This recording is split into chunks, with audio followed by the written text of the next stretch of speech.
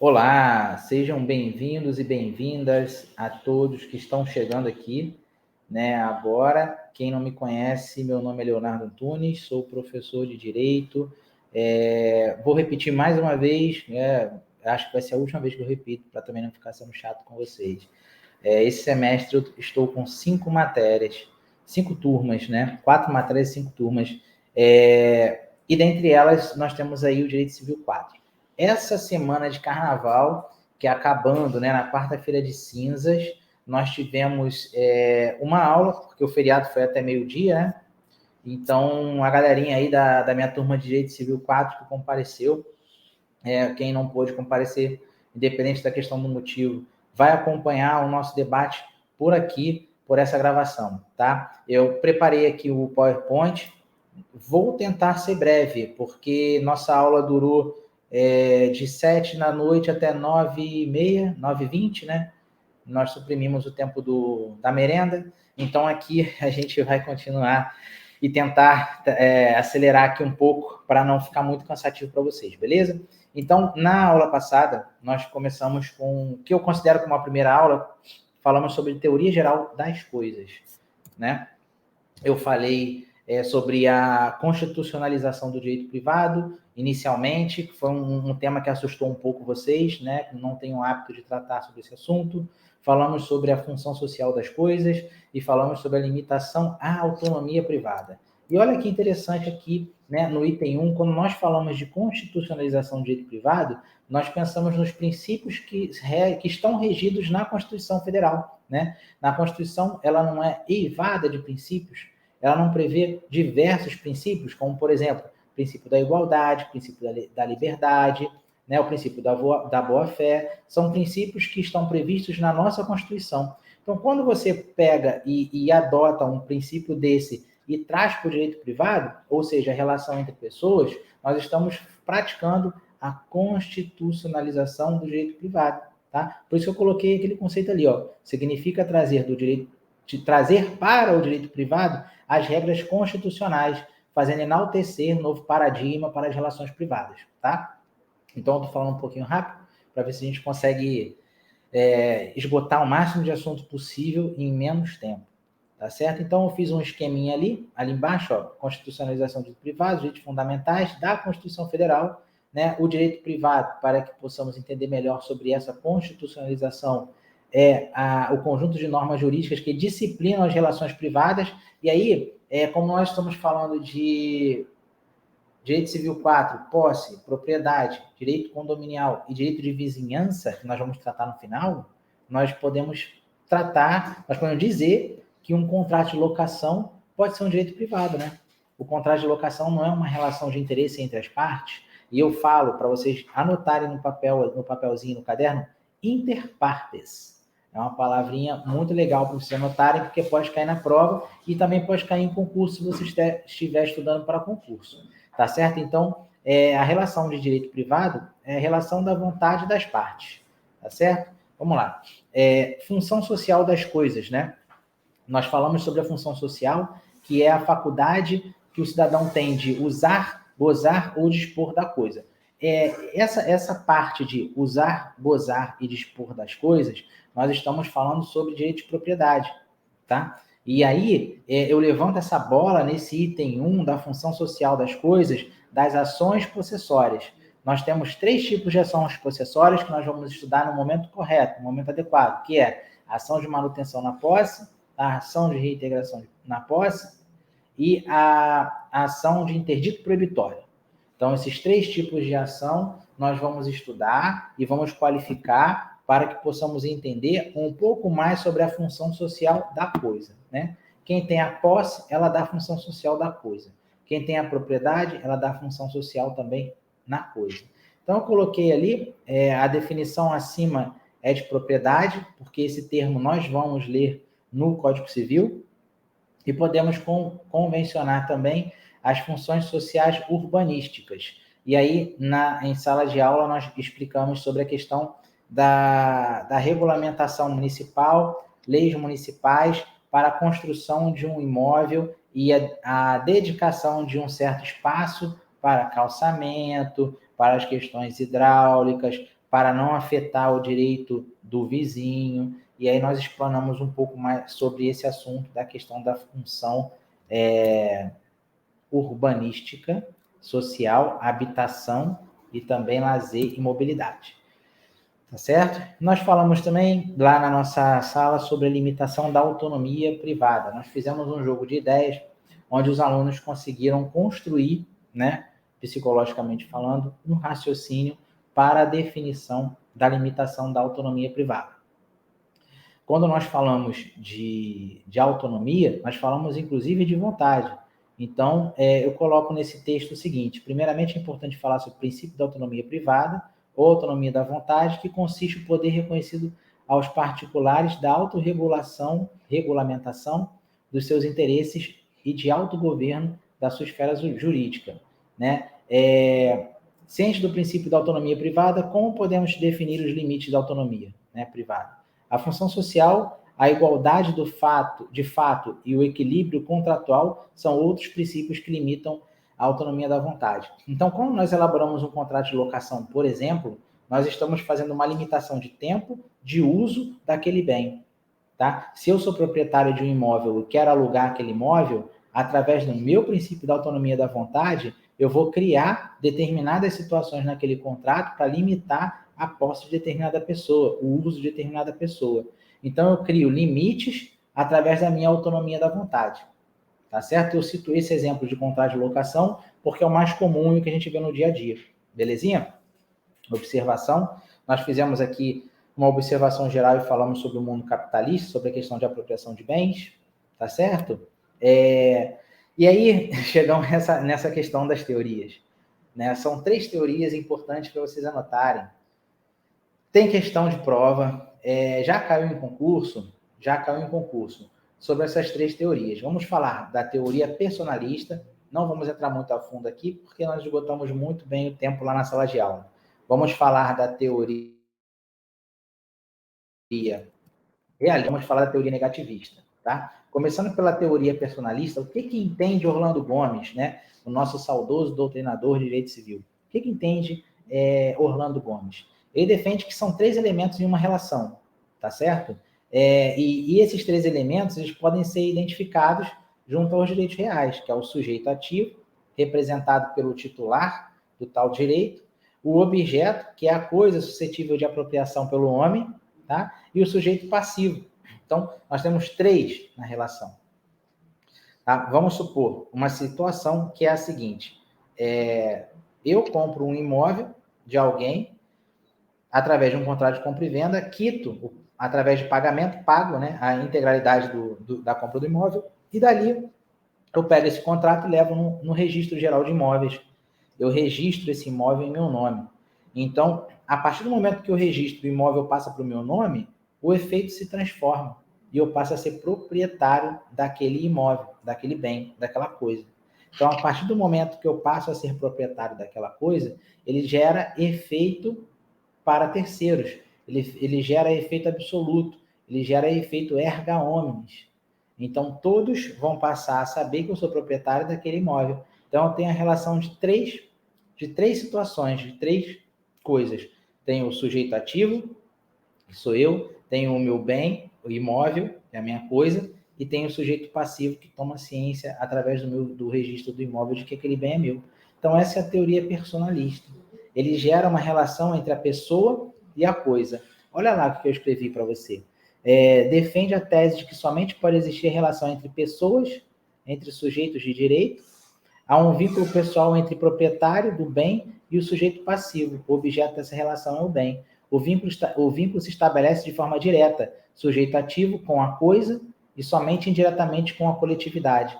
Tá certo? Então eu tenho sujeito ativo, eu, a coisa, a minha casa, e o sujeito passivo, que é a coletividade. Eu tenho 3 numa relação. Essa é a teoria personalista. Não esqueçam, por favor, anotem no seu caderno, porque isso cai na sua prova. Não só na nossa graduação, mas também pode aparecer no seu concurso.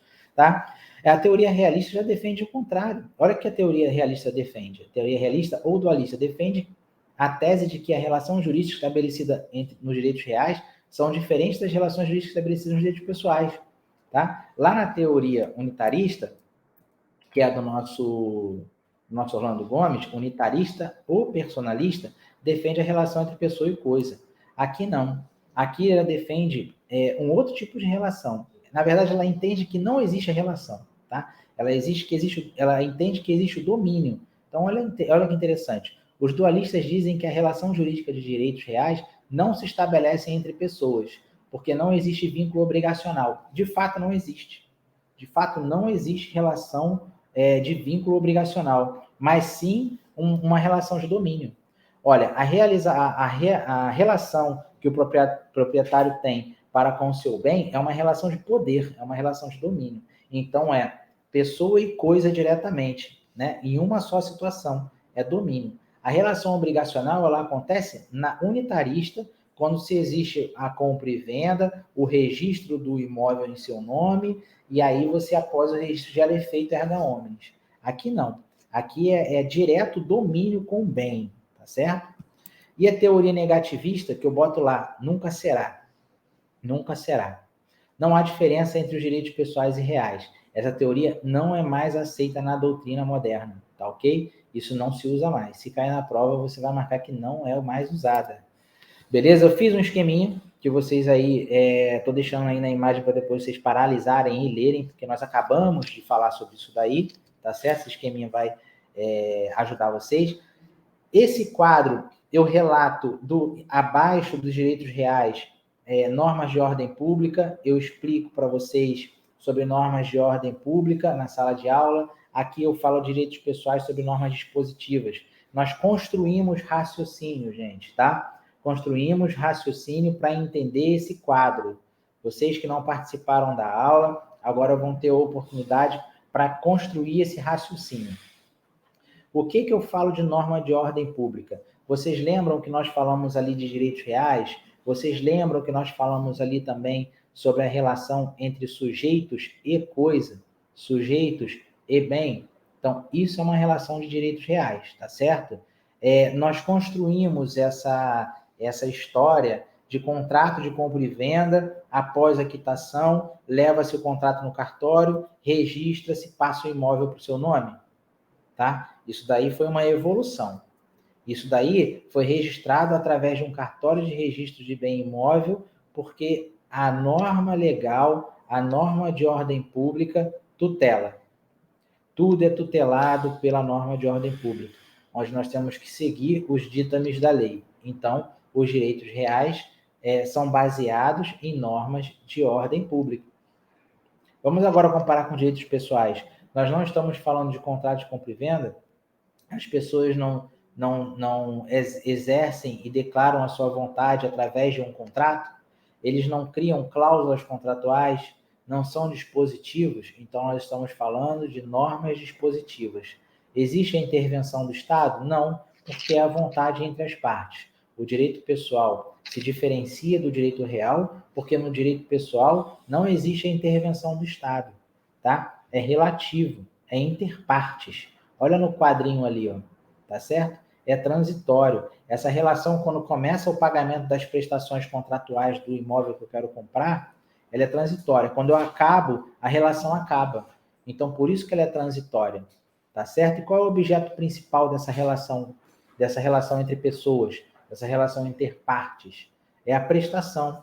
Então, quando se acaba a prestação, se acaba a relação. Tá certo? Então, sempre na relação interpartes eu tenho uma garantia que é o patrimônio.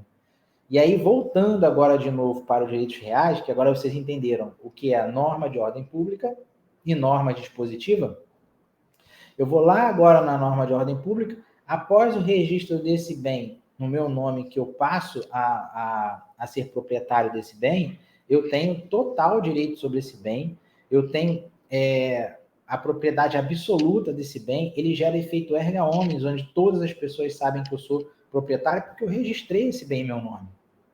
Tá certo? E aí, qual é o objeto principal dessa relação? É a própria coisa, é o próprio bem, diferente do direito real, tá? Então, assim, o que eu quero demonstrar para vocês é que essa relação de direito pessoal com direito real, eles se comunicam em determinados momentos, mas eles têm essas diferenças. eles têm essa peculiaridade. Norma de ordem pública para direitos reais, normas dispositivas para direitos pessoais. Tá certo? Então, vamos avançando. Espero que esteja ficando interessante para vocês, porque essa matéria, por ser muito teórica, a gente tenta trazer casos práticos, né, situação prática para entender melhor. Então, nós acabamos de falar, né, eu não vou ficar na redundância nem repetindo o que nós acabamos de falar no quadro, porque eu expliquei naquele quadro anterior, eu relacionei tudo que nós temos que conceituar e entender.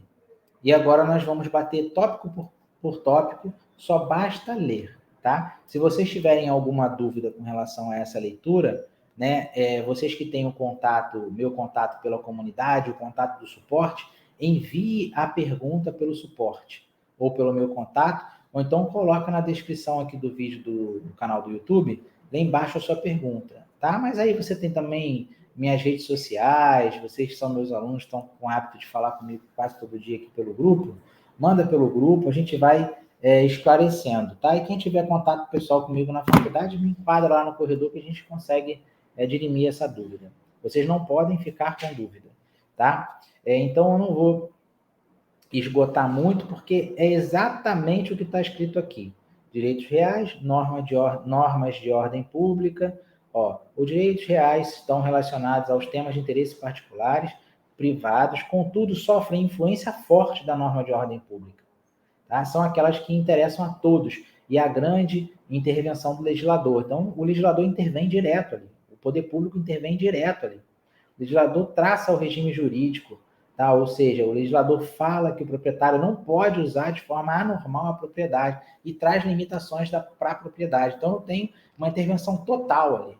Tá? Coisa que no direito pessoal não tem. Nós falamos de normas pessoais, normas dispositivas para direitos pessoais, não existe a intervenção direta do poder público. Tá? A questão de imediatividade dos direitos reais, que são exercidos independentemente da vontade do outro. Né? O titular do direito real exerce de forma imediata e diretamente sobre o bem, sem o controle de outras pessoas, que a partir do momento que se registra o imóvel em seu nome, você já está exercendo direto ali o seu direito em cima do bem. A partir do momento que se faz um contrato de locação e você entra no imóvel, você já está de posse direta daquele bem. Então, é a imediatividade. A mediatividade, ao direito pessoal, nós lembramos do contrato de compra e venda. Fizemos um contrato de compra e venda, que é um meio para se adquirir aquele bem. Tá? E ali, a coisa determinada, no direito real, sempre tem que ter coisa determinada. No direito pessoal, nós podemos ter a coisa determinável, não necessariamente determinada. Tá? Nós podemos prever uma coisa futura. Nos direitos reais, ele é permanente, tá? Quando eu adquiro a propriedade de um bem, esse direito ele é permanente, até o meu falecimento ele continua, e aí esse imóvel vai passar para o direito sucessório. Meus sucessores vão gozar daquela propriedade, vão usufruir daquilo que eu deixei em vida. Então, por isso que se fala permanente. Lá no direito pessoal ele é transitório, porque ele é meio, né? Ele é transitório. Acabei de pagar a prestação do imóvel, acabou. Eu saio do imóvel locado, acabou. Tá? O direito real ele é absoluto, ele é erga omnes, porque ele atinge a todos, né? Todos sabem que eu sou proprietário daquele bem. E o direito pessoal ele é relativo, é interpartes. Ele não chega a ser absoluto.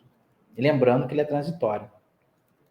Nos direitos reais nós temos o número clauso, que é quando o legislador não traz um rol taxativo. No pessoal, números apertos, que traz um rol exemplificativo, tá? O legislador, no números clausos, digo melhor, nos traz rol taxativo, e no direito pessoal é números apertos, que o legislador traz rol exemplificativo. Então, exemplificativo eu trago situações que eu posso optar, e é o direito pessoal, e no real eu sou obrigado a fazer aquilo que a lei manda, tá? Por isso que eu falo, que nós falamos, né, que eu não, né, que o doutrinador fala e a lei fala, que o Estado tem intervenção direta sobre as questões de direitos reais, beleza? Então, os direitos reais, ele é o direito à coisa, e o direito pessoal é o direito a uma coisa, ele busca a uma coisa. Nos direitos reais, nós temos objeto a coisa, nos direitos pessoais, objeto à prestação. Olha que interessante. O objeto principal, no direito real, é sempre a coisa diretamente. Tá? E no direito pessoal, não. No direito pessoal, o objeto é sempre a prestação e a contraprestação propriamente dita. Imaginem o direito pessoal sempre com uma relação entre a outra pessoa, um contrato. Imaginem um contrato. Quando se fala de direito pessoal, imaginem um contrato. Não é a vontade entre as partes? Nós não buscamos alguma coisa, se busca alguma coisa, se almeja alguma coisa através de um contrato, e para atingir aquele objetivo, eu preciso ter uma prestação e uma contraprestação. Então, de todo contrato eu tenho uma prestação e uma contraprestação. Eu tenho direitos e tenho obrigações. Então, se eu cumpro com a minha prestação, eu tenho a contraprestação. Então, isso é o direito real, é a relação entre partes. Não confundam isso, por favor. Ok? Direitos reais tem relação com o direito de sequela. Direitos pessoais é o patrimônio como garantia, tá? O direito de sequela decorre de uma oportunidade erga omnes, quando o titular do direito real pode exercer o seu direito contra qualquer pessoa. Então, se eu tenho o direito garantido de que eu sou proprietário de alguma coisa, eu posso exercer esse direito contra qualquer pessoa, reivindicando a coisa de quem quer que a detenha. Se eu posso comprar um imóvel, esse imóvel tem alguém habitando, eu sou proprietário, então eu vou reivindicar aquela coisa contra aquela pessoa que está habitando o imóvel que eu acabei de comprar. Beleza? Direito pessoal, patrimônio como garantia. Então, se eu descumpro a minha obrigação e eu tenho uma propriedade, eu coloco o meu patrimônio ali, ele é uma garantia. Olha como é que avançamos bastante. Dessa forma, eu paro aqui em obrigações de próprio terreno. Eu vou parar porque eu não vou adiantar. Nós citamos alguns exemplos daqui para trás. Nós viemos falando, agora que nós falamos rápido, temos aqui 22 minutos de vídeo, tá? Esses 22 minutos eu já vou encerrando por aqui. A visão que eu quero que vocês tenham, não vou avançar a obrigação próprio terreno, porque não falamos em sala de aula. Nós temos uma outra turma de Direito Civil 4, e o que eu quero fechar essa aula é com essa imagem aqui, tá? Eu quero que vocês visualizem essa tabela, que vocês saibam que o direito real, ele tem norma de ordem pública, imediatidade, é permanente, é absoluto, é erga omnes, possui números clausos, jus in ré, direito à coisa, objeto é a coisa e tem direito de sequela, direito real. Nos direitos pessoais, norma dispositiva, mediatidade, transitório, relativo e interpartes, número apertos, jus ad rem, direito a uma coisa, é o que se busca. Objeto, a prestação, patrimônio como garantia. Beleza? Fixem nessa imagem, que é a aula 1 de Direito Civil 4. Tá? Eu não sei como eu avanço na próxima terça-feira com a turma de Direito Civil 4. Não sei como vai render a aula, mas isso não importa. O que importa é que vocês assimilem esse conteúdo. Tá? Então vejam esse vídeo, voltem, paralisem, fotografem, anotem, enviem mensagem para o suporte, que nós estaremos à disposição. Tá bom? Então eu vou ficar por aqui, deixo essa imagem para vocês aqui na tela. Agradeço a atenção de todos, peço desculpas por ter me alongado muito com esses 23 minutos, quase 24, e até a próxima. Tá certo, pessoal? Hoje agora estou correndo, e mais tarde nós temos aula de Direito Civil 1. Tá? Eu já acabei de gravar 2 módulos para curso de defesas judiciais em licitações, e eu estou falando de recursos lá. Então, direito processual junto com direito administrativo. Eu vou analisar o material que já foi gravado, vou subir no canal alguma coisa resumida sobre 2 peças recursais, para vocês também ficarem cientes, e vou postar na nossa comunidade para vocês terem mais conteúdo, tá certo? Então, um grande abraço a todos e até a próxima.